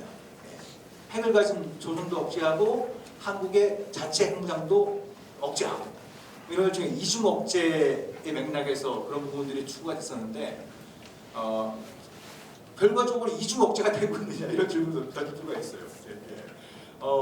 그런 점들로 한미동맹 핵기반 동맹을 강화하면서 조선의 핵과 미사일 능력은 그에 맞닿으면서 굉장히 좀 높아졌다는 건 잘 알려져 있는 부분이고, 또 하나 이제 그 본문에도 그 담겨놨습니다만 한미동맹의 핵기반 동맹으로 강화됐다고 했음에도 불구하고 각종 여론조사를 보면 미국의 확장 억제에 대한 신뢰가 계속 떨어져요. 네. 계속 떨어지고 있는 이런 현상을 발견하고 거꾸로 자체 핵무장론이 굉장히 높아지고 있는 추세예요. 네. 그럼 이게 왜 그런 거냐? 왜 그런 거냐? 이런 질문도 우리가 좀 던져볼 수 있는데, 그러니까 근데 제가 확장 억제 관련해서 제가 좀 생뚱맞은 말씀을 한 가지 드리면은, 이것도 한번 제가 여러분들 한번 의견을 여쭤보겠습니다. 여기 이렇게 사후세계를 믿는 분들이 계십니까? 사후세계. 웃지만 말고 좀 생각 좀 해주시고. 예. 저는 뭐 질문이 다 있다 이렇게 생각할 수 있잖아요. 예. 그렇잖아요. 사후세계를 알려면 어떻게 해봐야 돼요? 죽어봐야 알 수 있죠. 죽는다고 알 수 있는 정도도 우리는 또 그 자체도 알 수가 없잖아요. 확장 억제는 뭡니까? 한반도에서 전쟁이 벌어져가지고 조선이 한국 상대로 핵무기를 사용을 하면 미국이 핵으로 보복하겠다는 위협을 통해서 그런 일이 벌어지지 않겠다는 게 확장 억제예요. 예. 그러면 유사시에 미국이 조선을 상대로 핵무기로 보복을 할지 안 할지 알려면 어떻게 해봐야 돼요? 북한이 그런 일이 일어나야 되는 거잖아요. 그죠? 네? 네. 그래서 이 확장 억제를 믿을 수 있냐 없냐 이 얘기는 사후세계를 믿을 수 있냐 없냐 똑같아요. 이건 뭐 비교될 정도로 좀 부질없는 얘기, 좀 황망한 얘기인 거예요. 그리고 확장 억제에 대해서 이게 이제 오해를 뭐 이렇게 언론사인데 여론사인데도 문항 자체가 잘못된 거예요. 확장 억제는 말 그대로 억제가 목적인 거예요. 보복의 위협을 통해서 상대가 내 친구를 공격하지 못하게 하는 억제의 목적이 있는 겁니다. 그죠? 그래서 억제는 목적이고 보복 위협은 수단인 거예요. 그죠? 예. 그래서 수단인 보복의 위협이 실제로 가동이 되면 뭐예요? 그럼 확장 억제가 실패한 거예요. 예. 확장을 실패했다는 걸 의미하는 거죠. 예. 예. 근데 지금 그런 일이 안 벌어지고 있잖아요. 그럼 뭘 의미해요? 예. 그게 한국의 독자적인 억제든 확장 억제든 억제가 작동하고 있다는 걸 의미하는 거예요. 근데 자꾸 이걸 사람들한테 이걸 믿느냐 못 믿느냐 이렇게 묻는 것 자체가 좀 현실과 동떨어진 부분이고, 또 하나는 확장 억제의 대상이 누굽니까? 미국의 확장 억제 대상이 누구예요? 어디에? 조선이요. 조선이잖아요. 한국이 아니에요. 그래서 확장 억제에서 억제 대상은 조선은 억제 대상이고 한국은 방어의 대상인 거예요. 그래서 미국의 확장 억제를 믿느냐 안 믿느냐는 한국보다 조선이 그걸 믿느냐 안 믿느냐가 훨씬 현실적으로 더 중요한 거예요. 그렇죠. 근데 제가 보기엔 조선은 믿는 정도가 아니라 피해 방생에 쌓여 있어요. 피해 방생. 예. 예. 이런 어떤 부분들을 좀 우리가 좀 보면서 이 논의를 좀 전개할 필요가 있다고 생각하는데 그건 왜 그러냐면 이제 아마 지금 저기 계신 분이 이제 탄핵되고 조기 대선이 실시되면 아마 국힘 후보들은 자체 행정을 굉장히 강하게 들고 나올 겁니다. 자체 행정을 굉장히 강하게 들고 나올 거고 지금 이재명 캠프 내에서도 야, 자체 무장은 좀 거시기 하고 핵 잠재력 정도를 확보하는 걸 좀 얘기해보면 어떻겠냐 이런 얘기들이 좀 스멀스멀 나오고 있어요. 스멀스멀 나오고 있는 이런 그 상황이기 때문에 이런 논의들을 갖다 좀 생산적으로 좀 우리가 끌고 가는 데 있어서 미국의 확장 억제를 어떻게 이해할 것이냐 이런 부분이 좀 중요한 포인트여서 제가 이 말씀을 좀 드린 거고요. 그 한미일 그 군사협력 이게 뭐 사실상의 동맹이냐 아니냐 뭐 여러 가지 논의들이 많이 있었는데 동맹이냐 그러니까 뭐 아시다시피 한미 간에는 상호 방위 조약이 있고 미일 간에도 상호 방위 조약이 있어요. 좀 한일 간에는 뭐 아시다시피 뭐 지소미아 뭐 이런 어떤 분들이 군사정보 보호협정이 뭐 있느냐 없느냐 뭐 이런 얘기들이 많이 있었습니다만 있는 거죠. 예. 그래서 이걸 한미 군사협력 관계를 사실상의 동맹으로 볼 수 있느냐 없느냐 이거를 판단하는 데서 핵심적인 기준은 3자가 자위권을 공유하느냐라는 부분이 핵심인 거죠. 일종의 집단적 자위권을 공유하고 있느냐. 근데 그렇게 쭉 흘러왔어요. 특히 이제 윤 정부 들어서 그런 추세들이 굉장히 좀 빨라지고 있는 거죠. 예를 들면 뭐 3자 연합훈련 이런 게 보면 이제 핵심적인 부분들이 해상 미사일 방어훈련 이런 부분들인데 한국의 탐지선이 저쪽에서 미사일 쏘면 그걸 일본에 알려주고 그전에 미국을 경유해서 알려주고 이런 어떤 부분들이었는데 이제 다이렉트를 알려주고 이런 부분들이 이제 제거되고 있다라고 하는 것은 사실상 이제 한미일이 집단적 자위권에 기반한 동맹으로 가고 있다. 이렇게 이제 분석을 해도 지나친 말이 아닌 것이죠. 네. 그래서 이제 근데 뭐 지금 이제 한국에서도 이제 지금 탄핵 사태가 벌어지고 있고 그거보다 더 큰 변수가 한동안 있었던 분이 백악관으로 돌아왔잖아요. 예. 이분의 동맹관도 굉장히 독특한 부분이에요. 대국과는 더 독특한 분이세요. 예. 근데 동맹은 기본적으로 공동의 적에 기반을 둔 부분인데 한미동맹의 공동의 적은 어디입니까? 조선이. 조선이잖아요. 예. 근데 백악관에 계신 분은 핵을 가진 국가의 지도자와 잘 지내는 건 좋은 일이다. 뭐 이런 식으로 얘기하면서 뭔가 자꾸 이렇게 손을 내밀고 있어요. 제가 과문한 탓인지 모르겠지만 1기 트럼프 때 트럼프가 공개적으로 사랑에 빠졌다라고 고백한 외국 지도자가 유일한 사람이 김정은이었어요. 네? 그리고 2기 들어서도 다른 나라 정상들은 트럼프하고 만나려고 이제 서로 번호표 뽑고 기다리고 있는 상황인데 거의 유일하게 먼저 손을 내밀고 있는 이런 어떤 상황이에요. 네. 그래서 한미 혹은 한미일 동맹이 공동의적인 조선을 기반으로 해서 이렇게 쭉 이렇게 되었는데 트럼프라고 하는 변수가 거대한 변수가 등장한 상황에서 이게 어떤 변화가 갈 것이냐 이게 이제 중요하게 우리가 앞으로 토론하고 점검해야 될 포인트고 또 하나는 그러면 이제 한미 동맹이나 한미일 군사협력은 어딜 누굴 상대로 할 것이냐 이게 이제 스멀스멀 나오는 게 이제 중국이잖아요. 예, 중국을 얘기하고 있어요. 예. 그럼 만약에 한미동맹이나 한미일 동맹, 그러니까 우리가 이제 예를 들면 트럼프가 뭐 미국 감축이나 뭐 방위비 분담금 여러 가지 이제 뭐 이른바 청구서를 많이 들면서 압박을 가하려고 할 때 그걸 무마시킬 수 있는 방법 중에 하나가 우리가 너희들의 대중 봉쇄 전략에 동참할게. 예? 그러니까 미군 줄이지 마. 뭐 이런 식으로 이제 뭐 어떻게 좀 길을 걸려고 할 수 있는 이런 부분들이 있잖아요. 예. 그건 가능한 시나리오일 수 있어요. 그렇지만 그건 최악의 시나리오가 될 수 있습니다. 예. 그래서 트럼프 지금 탄핵 사태, 트럼프의 귀환 이런 어떤 상황이 굉장히 좀 혼란스럽고 어지러운 상황들이 많이 연출되고 있는데 한편으로는 기회의 측면이 분명히 있습니다. 다른 한편 도전의 측면도 같이 있는 이런 부분들이 있어서 이 연결된 위기를 어떻게 풀어갈 것인가. 이 연결된 위기가 연결됐다고 하는 것은 해법도 연결되어 있다라고 하는 이런 어떤 측면들이 있어서 동맹 문제도 이런 쪽을 좀 중심에 놓고 사고할 때가 아닌가 이런 생각이 들었습니다. 이상입니다. 저희한테 한 25분 정도 시간이 남았는데 제가 질문지를 엄청 많이 준비했거든요. 3장 정도.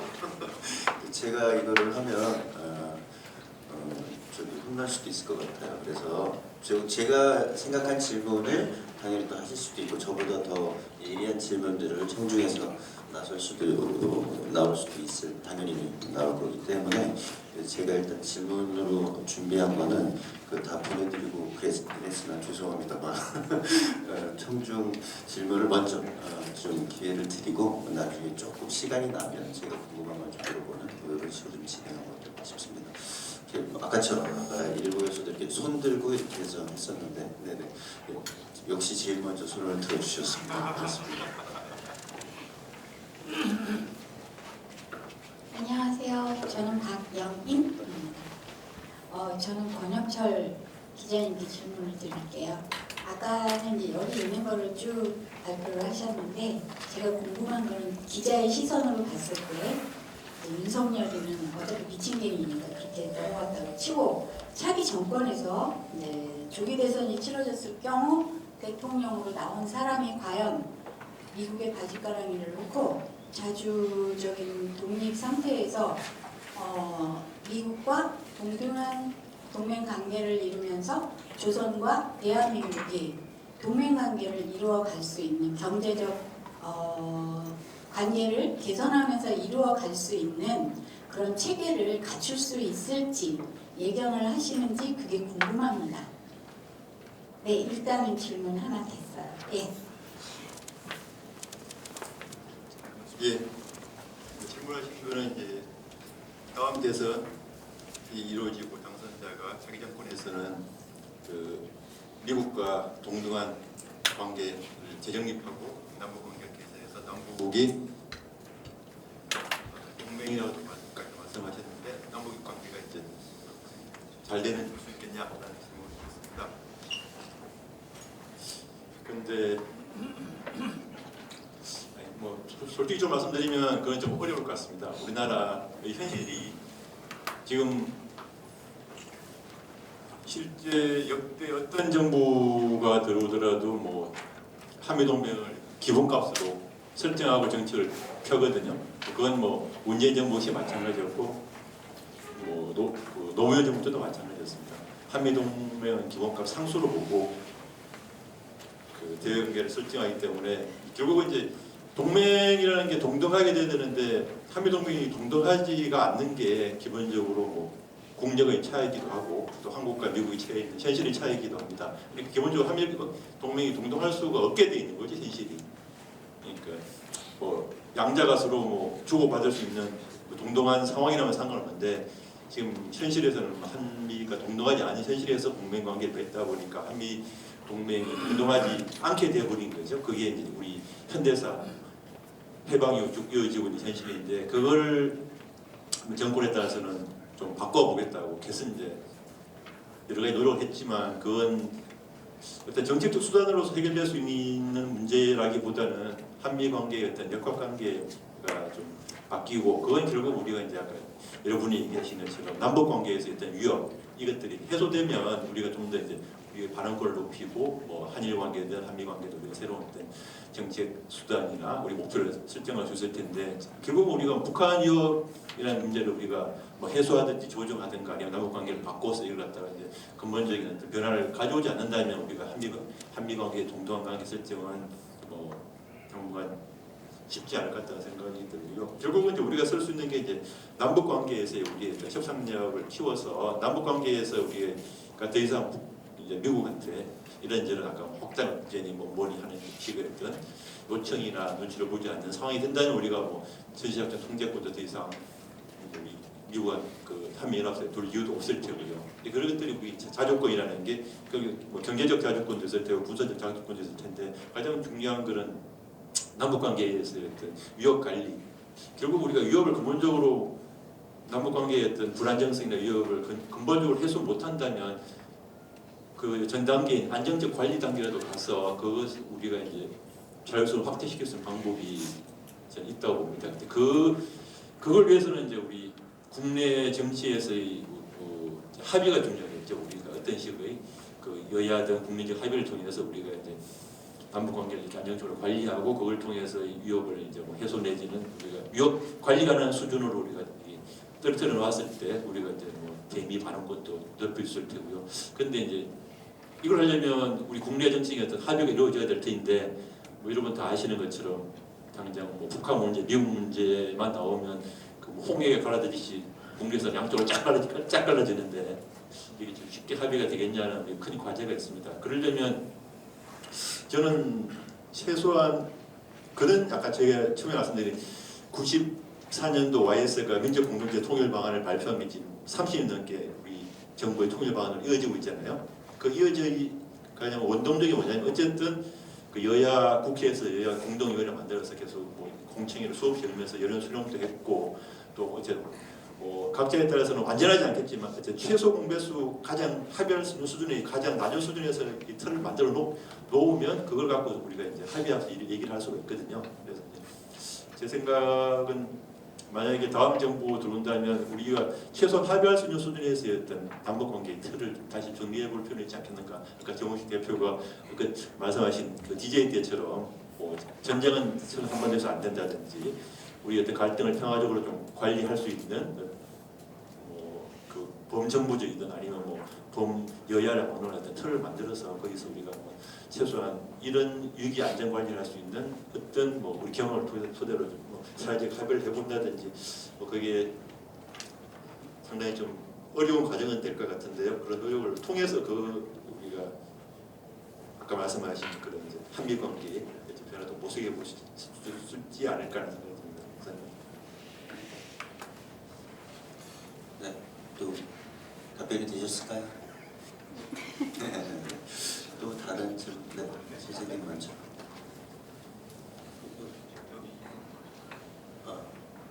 여기다 저기 두 번째 앉으신데.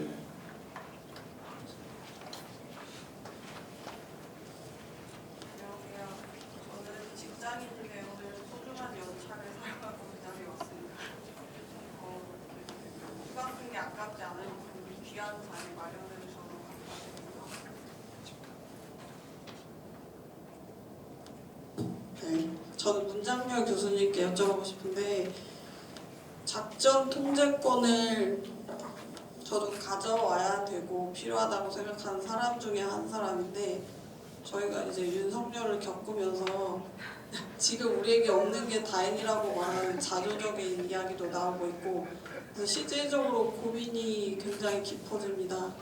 그리고 아까 이제 우리가 준 거기 때문에 통보만 하면 가져올 수 있다고 쉽게 말씀은 하셨지만 그냥 상식적으로 생각했을 때 미국이 그걸 놓고 싶어 하지 않을 것 같은데 정말로 통보만 하면 가지고 올 수 있는 건지 그러니까 현실적으로 뭔가 또 다른 걸 내놓고라도 가지고 와야만 한다면 그걸 가져왔을 때 이제 뭐 윤석열 같은 사람이 또 나타나지 않기를 바라지만 우리 내부적으로 그걸 어떻게 가지고 왔을 때 발생할 수 있는 문제들이나 이런 것들에도 불구하고 가져와야만 되는지 의견을 좀 듣고 싶습니다.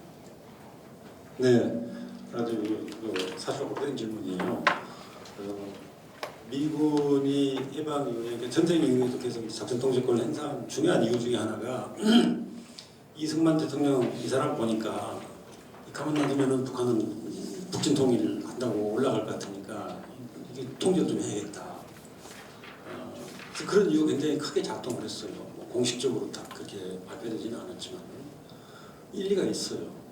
그리고 우리가 두 번의 그 쿠데타를 겪으면서 차라리 미군이 작전 통제권을 가지고 있는 것이 더 낫지 않은가라고 하는 그런 자조가 있었는데 이건 말하자면 범주의 오류라고 볼 수 있어요. 그러니까 서로 다른 범주예요. 그러니까 전쟁을 일으키고 뭐 쿠데타를 방지하고 하는 이런 범주하고 그다음에 한국이 자주 독립국가로서 당연한 군사적 권리를 갖는 것하고는 서로 다른 범주입니다. 그래서 우리가 작전 통제권을 가졌다고 해서 자동적으로 전쟁 위험성이 높아지거나 자동적으로 쿠데타가 뭐 일어나고 또 일어나더라도 통제를 못하고 그게 아니에요. 별개의 문제입니다. 그래서 이 두 가지를 섞어가지고 연결시키다 보면은 이상한 논리가 나올 수 있는데 거기 빠지면 안 되겠다 라고 하는 것이고 두 번째 통보해가지고 미국 대통령이 됐든 아니면 주한미군 사령부가 됐든 뭐 8몇 시까지 우리가 행사하겠다 통보로 끝날 수 있겠느냐. 저는 이게 사후 세계를 가방이냐라고 하는 질문하고 비슷한 거예요. 한 번도 안 해봤어요. 이거 제가 볼 때 고민 많이 했는데요. 하면 됩니다. 제가 특전사 출신 아닙니다. 하면 돼요. 근데 어떻게 하느냐. 어느 날 갑자기 아침에 출근해서 전화해가지고 일주일 후에 좀 나가달라든지 철수해달라든지 아니면 일주일 후부터 한 달 후부터 우리가 작전 동치고 행사하겠다 이런 식으로 하는 것은 아니겠죠. 당연히 사전에 얘기를 많이 해야 됩니다. 여건도 조성하고 뭐 예를 들어서 남북관계라든지 그다음에 국민 여론이라든지 국민에게 또 설득시키는 작업을 지금까지 안 했잖아요. 국민 여러분 어느 대통령이 나와가지고 국민 여러분 우리 힘이 충분합니다. 왜 그런 줄 아십니까? 여러분의 피와 땀으로 군사력을 이만큼 건설했기 때문에 그렇습니다. 이제 우리가 작전 통제권은 당연히 환수해서 행사할 수 있게 됐습니다. 이렇게 설득해본 사람이 한 사람이라도 있습니까? 없어요. 그러니까 이런 밑에 뭐 장관급이라든지 밑에 관리도 마찬가지고 관리도. 그래서 이런 여건이라든지 그다음에 국민에 대한 이해라든지 그다음에 미국과 잘 지내는 게 좋습니다. 트럼프가 북한과 잘 지내는 게 좋겠다고 하는데 그건 잘 모르겠어요. 그러나 확실한 것은 우리는 미국과 잘 지내는 게 좋아요. 그래서 미국에게 우리의 입장이라든지 그런 것을 잘 설득하면은 제가 미국하고 회담도 좀 해봤습니다. 2년 정도 해봤는데 기분 되게 나빠요. 미국 사람들 그 태도를 보면은. 그런데 좋은 게 한 가지 있습니다. 미국 사람들이 논리적으로 차근차근 얘기하면은 일단 들어줘요. 일단 들어주고 그게 어느 정도까지 가능하다 싶으면은 응합니다. 이게 장점이에요, 미국에. 미국이 곧 망하고 뭐 다극화되고 저는 꽤 오래 갈 거라고 생각하는데요. 미국 사람들의 철학이 그렇습니다. 그래서 이 작전 통제권 이런 주권에 관한 문제도 너무나 보편적인 진리잖아요. 한 주권 국가가 자기 군대 작전 지휘를 자기가 해야 되지 않겠어요? 그거 다 아는 거예요. 그럼 넌 능력이 있느냐? 그런 것을 설득하는 거예요. 우리 능력이 있다. 우리 전략도 이제는 전면전을 해가지고 신우수 청진까지 가는 게 아니고 위기관리 차원에서 하는 것이고 미국한테 도움이 될 정도이고 또 이 동북아 평화 유지에 도움이 되고 이렇게 해가지고 얼마든지 논리가 있습니다.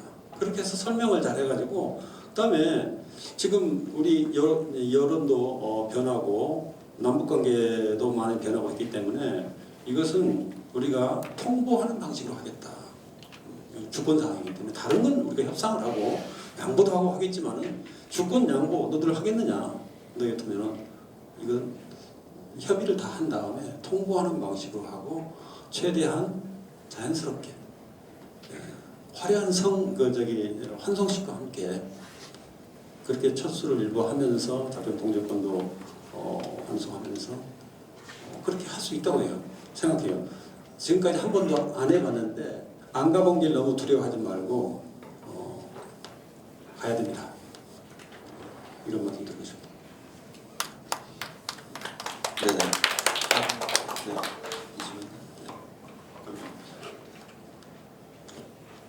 안녕하세요. 저 참여연대에서 활동하는 이지원이라고 합니다.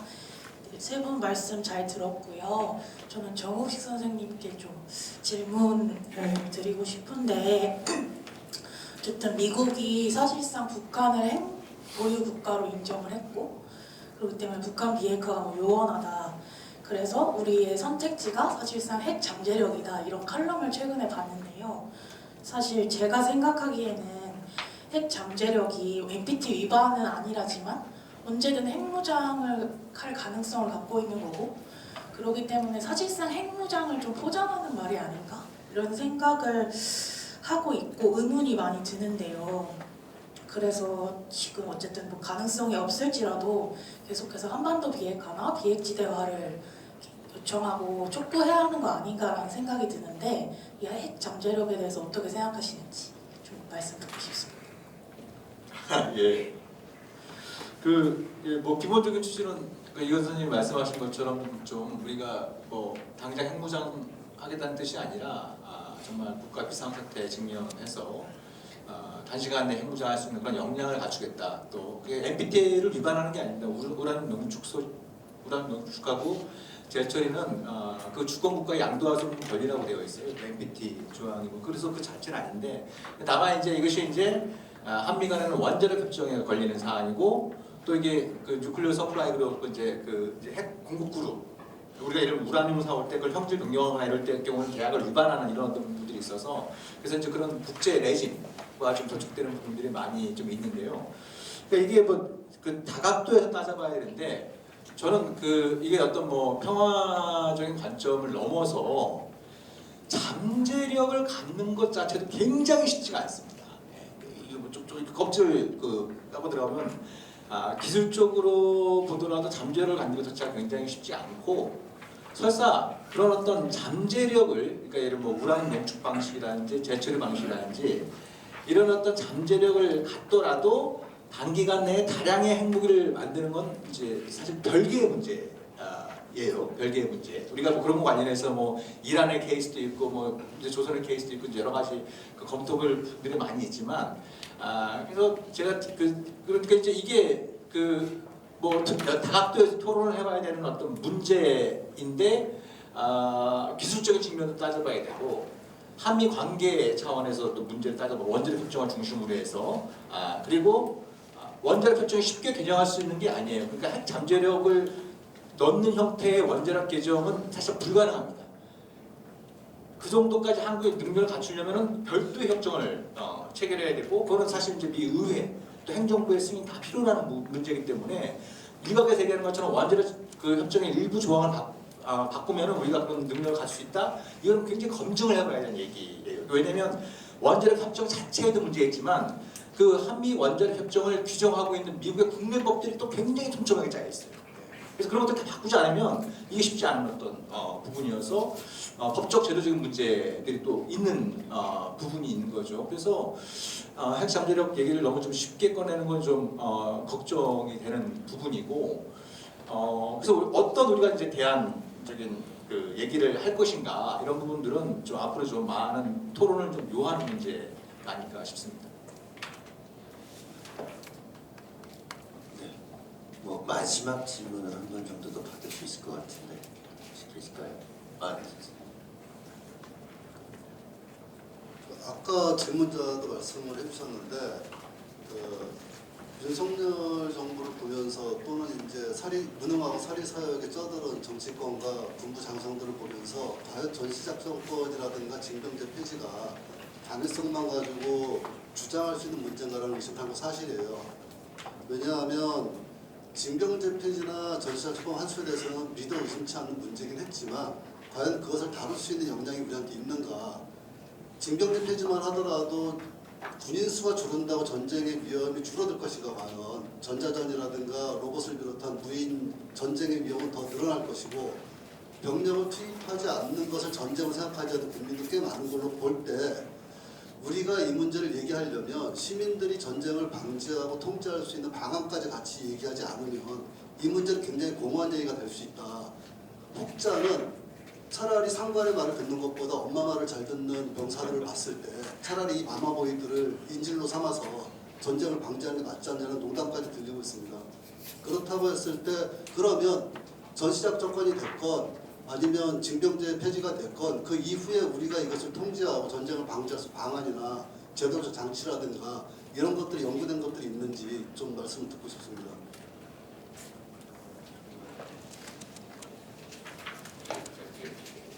전 굉장히 중요한 문제 제기를 하셨다고 생각합니다. 그래서 전 다양한 각도에서 검토가 필요하다는 이제 기본적으로 선생님 말씀에 좀 동의를 하고요. 사실 뭐 여담입니다만 저는 전자권 환수 관련해서 이제 지금도 여전히 굉장히 신중한 편을 갖고 있습니다. 왜냐하면 그 전자권 환수할 경우에 주한미군을 어떻게 통제할 것이냐 이 문제를 풀지 않으면 그러니까 미국 내에서 그러니까 아들 부시 때 그때 부시 행정부가 전자권 빨리 가져가라라고 하는 건 주한미군의 주된 역할을 대북 억제와 방어해서 중국 견제로 방향을 틀기 위한 거였거든요. 지금 그 트럼프 행정부 일각에서도 전자권을 넘겨주겠다는 얘기들이 나오고 있어요. 고위 관료들 통해서. 그 핵심적인 건 이제 우리의 주적은 중국이다라는 이런 어떤 인식들이 있는 겁니다. 그래서 이게 자칫 잘못하면 이제 군사 주권을 확보하는 어떤 이런 어떤 과정 속에서 이 주한미군에 대한 어떤 이 주권적 통제권을 확보하지 않으면 그러면 더 감당하기 힘든 어떤 문제를 야기할 수, 중국이라고 하는 더 감당할 수 없는 문제를 야기할 수 있기 때문에 저는 그런 부분도 좀 검토가 필요하다. 그래서 이제 이게 다각도로 검토가 필요하다는 부분이 있고요. 그러니까 그 징병제도 이제 어떤 뭐 전정권 문제는 이건 이제 가보지 않은 얘기이기 때문에 굉장히 다양한 각도의 논의가 필요할 텐데 저는 그렇기 때문에 그러니까 이번에 이제 내란 사태를 목대면서 제일 크게 놀랐던 게 민주화가 된 지 지금 30년, 40년이 막 흘러 군사독재가 종된 지가 그렇게 오랜 시간이 지났는데 군에 대한 기본적인 국민 통제가 확립이 전혀 안 돼 있는 거예요. 예. 그러니까 뭐 상관의 그 명령을 거부할 경우에 처벌받을 수 있다. 이 조항이 단 하나 정도밖에 없거든요. 그러니까 보통 이제 뭐 다른 나라들 보면은 그건 단순히 이제 그 군의 권리자 의무로 명시가 되어 있는 경우들이 많이 있어요. 그러니까 이 상관의 명령이 위헌적이고 위법적인 경우에 그 명령을 거부해야 된다고 하는 것은 단순히 그게 뭐 의무사항뿐만 아니라 권리로 이제 명시가 되어 있는 이런 어떤 부분들인데 이번에는 확인된 것처럼 일체 그런 내용이 없다 보니까 그런 지시를 받았을 때 사람들이 굉장히 그 지휘관부터 사람들까지 굉장히 혼란스러웠던 것들 많이 보였던 거 아닙니까? 그래서 징병제가 됐든 전적권 환수가 됐든 뭔가 우리가 어떤 이제 이 국방 분야에서 혁신적인 변화를 도모하는 데서 굉장히 중요하게 우리가 갖고 가야 되는 문제가 군에 대한 제대로 된 문민 통제. 특히 거기서 핵심은 군인 역시 제복 입은 시민, 민주시민이라는 어떤 정체성을 확립할 수 있는 그런 방향으로 국방개혁이 선행되거나 병행돼야 된다는 점은 굉장히 좀 강조해야 될 부분이 아닌가 싶습니다.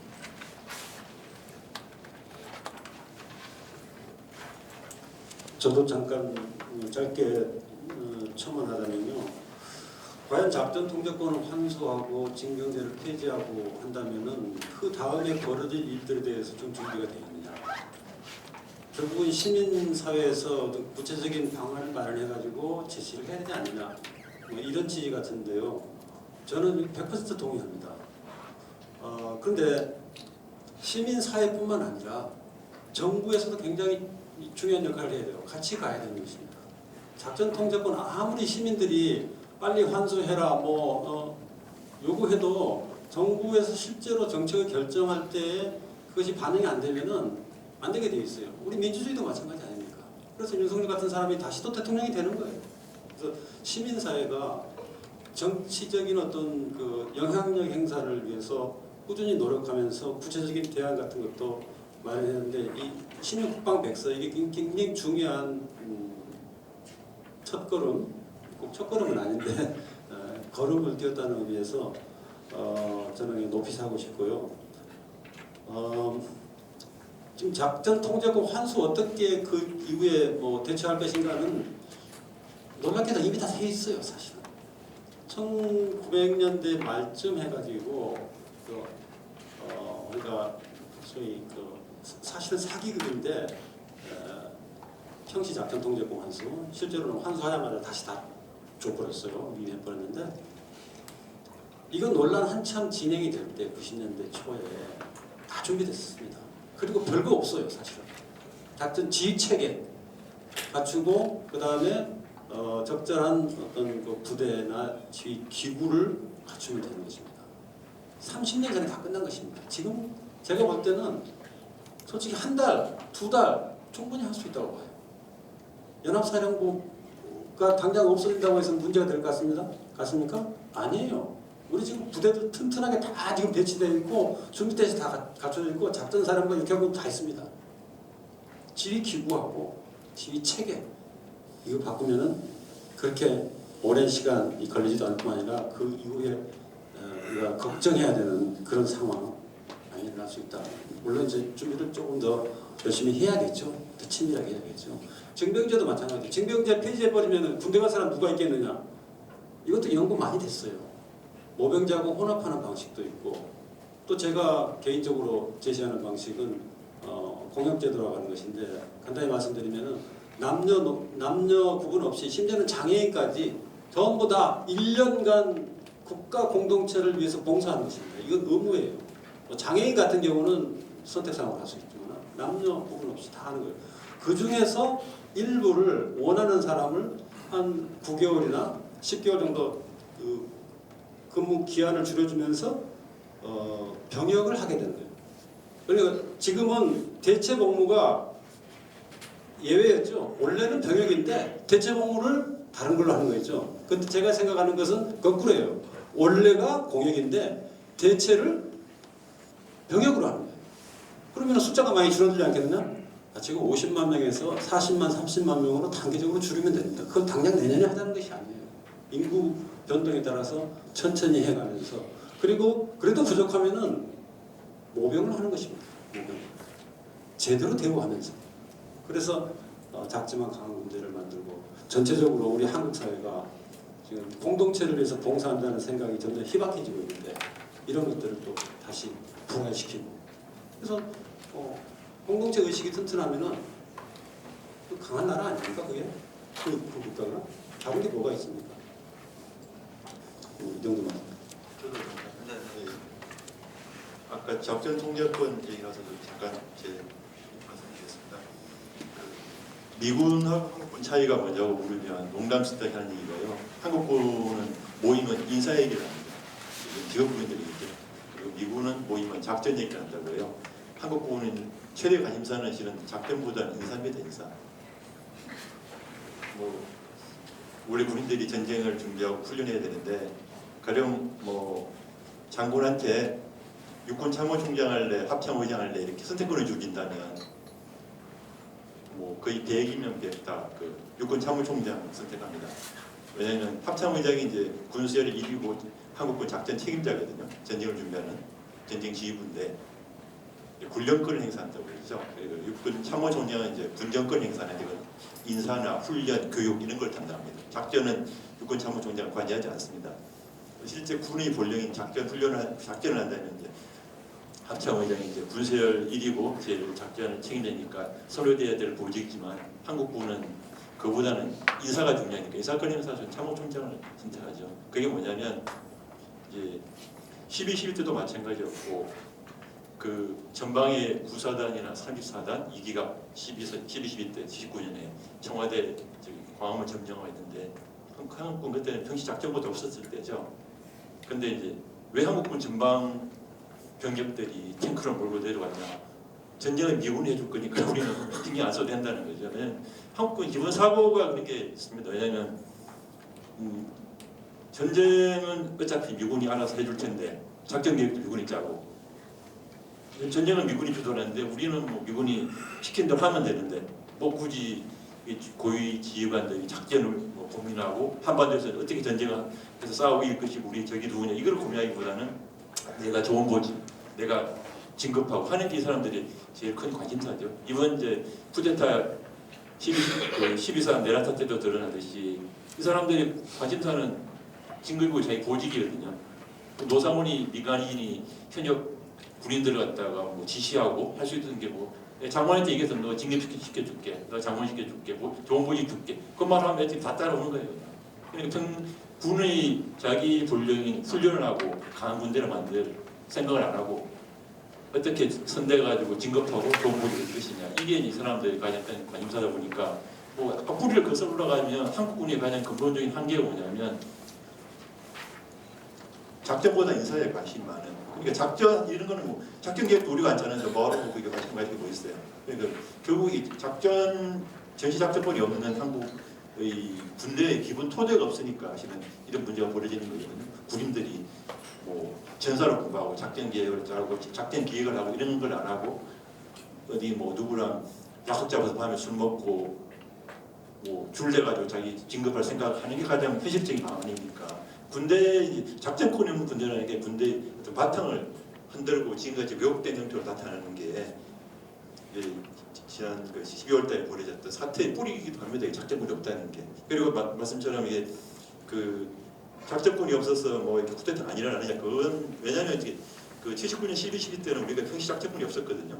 모든 이제 평시에도 미군이 한국군을 작전 통제하기 때문에 한국군 부대 전방 부대가 뭐 광주에 들어가고 3.4 같은 거 들어가고 또 서울로 들어왔을 때 그럼 미군 사령관이 왜 이걸 오케이 해줬냐를 갖고 이제 미군이 뭐 책임 문제도 불거지고 시끄러웠는데 94년 12개월 달에 평시작전 통제권이 한국에 반소되니까 평산시 군부대이동은 합참사령관 권한이거든요.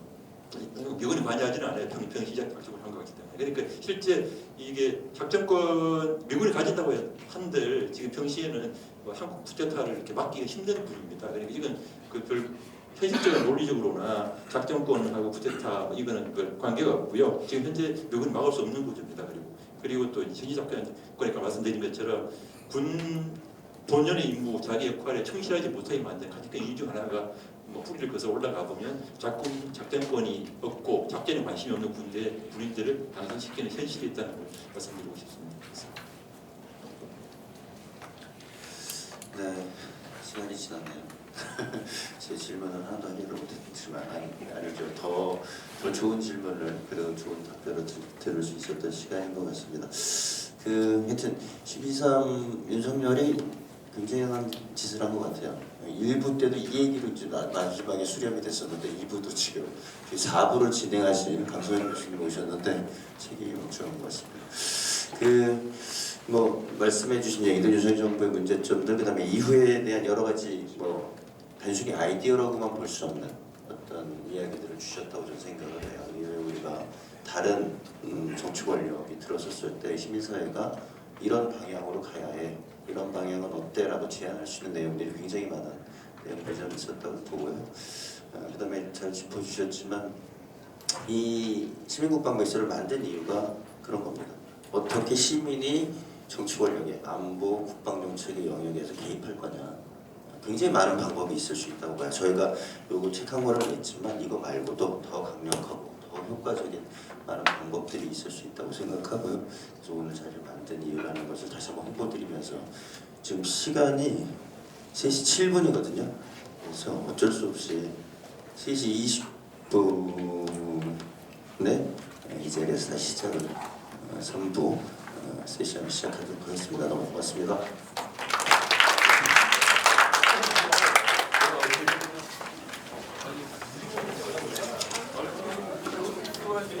사회적